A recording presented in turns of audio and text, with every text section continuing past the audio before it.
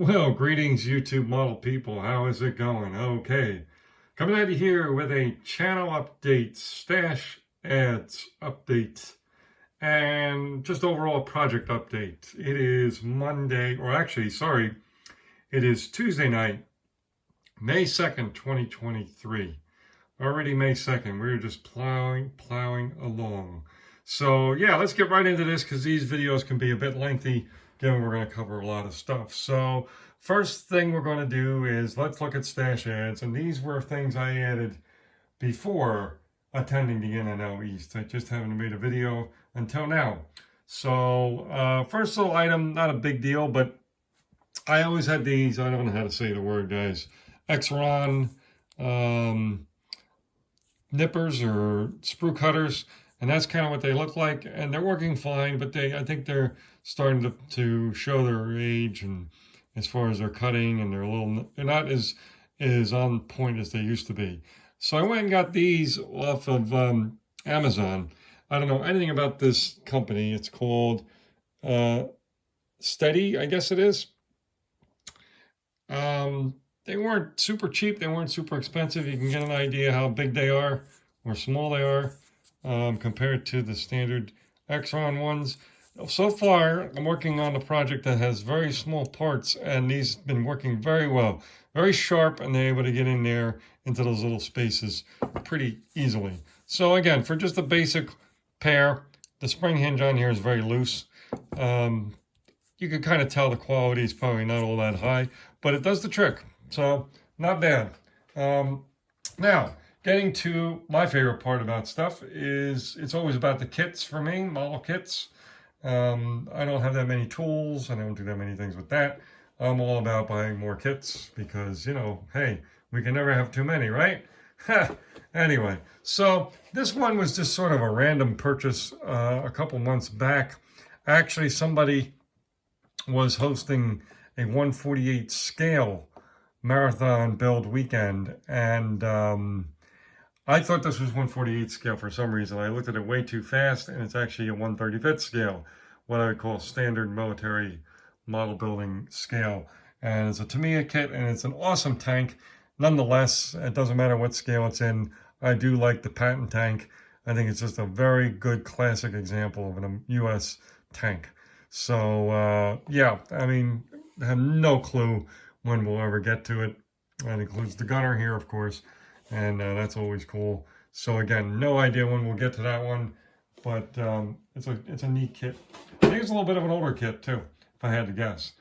So Michaels was Michaels. Listen to me, I haven't been in the Michaels in a while because the ones near me are actually not really carrying much model building related stuff these days. But anyway, Hobby Lobby. I went and got the 40% off for this good old dude. The nice Ford Bronco 4x4 Wild Hoss. And I believe it's Frank over at Frizzo's Model Cars is working on this kit and said it's actually going very well. This is just classic from my upbringing. These trucks were pretty popular at that time, and you saw them around quite often driving around. So just a cool kit. Now, kind of a tricky one here. Bought from my local hobby shop. This is the 1940 Willys pickup truck. I think you can build it multiple ways. Has been the case with a lot of these round 2 releases or re-releases. Done in the Coca-Cola livery or decal scheme. Now, here's the question for the community. Some of you know that I am a Coca-Cola collector. I'm not crazy collector. I don't have a million items. I do have a good handful of random stuff and pretty interesting stuff. Probably the most interesting thing I have is a full bottle, a glass bottle of Coca-Cola, probably from the late 70s. It has some Coke still in it that my grandmother had way back in her closet that she didn't know she had. So that's probably my most unique item. But here's the question for the community. I bought this kit with the idea that maybe I would try to buy and collect all of the model kits that have a Coca-Cola depiction on the box or in the kit. Now, the problem with this is, as you know, there are a lot of these out there. I think ever since round 2 got the Coca-Cola license, anything and everything is getting a kit like, you know, a Coca-Cola, right? I mean, I've seen a VW Bug, which I love, good old VW Bugs, but it's got the Coca-Cola everywhere. I mean, I'm not sure what the connection there is. At least with a truck like this, you can say, all right, you know, it could be like a delivery truck or whatever, delivering Coke, that kind of thing, right? Something like this. But now, so the question in the community is, should I go down that rabbit hole of collecting all of the scale models that are Coca-Cola related? I have a few already, but not that many. Or should I just bypass that idea? And the only reason I would say bypass that idea, as you can probably imagine, it would be a very expensive undertaking. So if you say yes, how would you go about chipping away at buying kits? Would you buy one a month, buy one every other month? How would you basically do it to start collecting? So that aside, next item is something fresh, brand new. I couldn't wait to get this one and then open the box and check the size and everything else. And I thank all those who commented on my video question, which I mentioned that I bought a station wagon kit, a 1975 Ford station wagon, but it didn't include an interior and it didn't include a chassis. And people said that, especially old Tom, Rambler 69 was definitely one to weigh in. And there were a couple of other folks there who also weighed in on my video from NNL East recap. So I do appreciate all the input and information of what would be a good donor kit. And this is great. The chassis fits wonderfully. The interior fits wonderfully until you get past the back seat. Obviously, just over the back seat is the part that goes toward the back windshield up in there. Now that clearly would have to be cut out, and then I'd have to build some kind of flat surface that would be the back of the station wagon up to the tailgate. But I think it's doable. I sized it up, and you know, it's a bit beyond my skill level to be able to do stuff like that. But being its interior and all that good stuff, I think I might be able to get it without too much trouble.